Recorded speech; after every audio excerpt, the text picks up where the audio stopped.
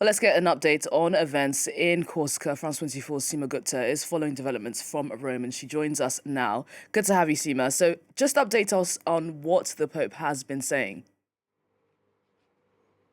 Well, it's his 47th papal visit, and he's on this French island, Mediterranean island of Corsica. And it's coming just 2 days before Pope Francis turns 88 years old. So we saw him in that wheelchair on the tarmac at the airport being greeted by children. And we've seen images of him being greeted by thousands of people along his route into the city of Ajaccio, and people waving from buildings as well. But he's really there on the island to close a 2-day international conference talking about popular religious traditions. Now, this is something that Pope Francis has always supported, even back when he was Archbishop of Buenos Aires before he became Pope, and he sees it as a sign of devotion. So speaking at the closing of the conference, he talked about a dynamic form of laicism and how it has to be one that adapts. He promoted the idea of cooperation between civil and ecclesial authorities,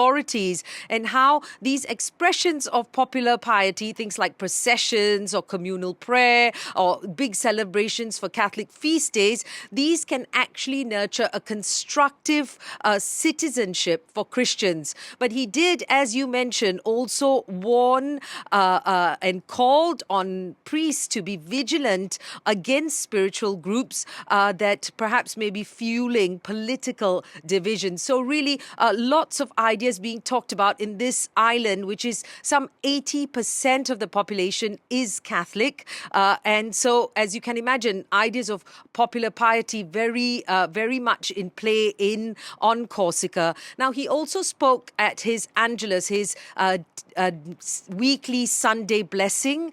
He offered prayers of peace. And in that message, he talked about peace for the Palestinian territories, about Israel, Lebanon and Syria, as well as for the peoples of Ukraine and Russia, who we referred to as being like cousins or brothers, clearly making a very strong stance when he said that war is always a defeat.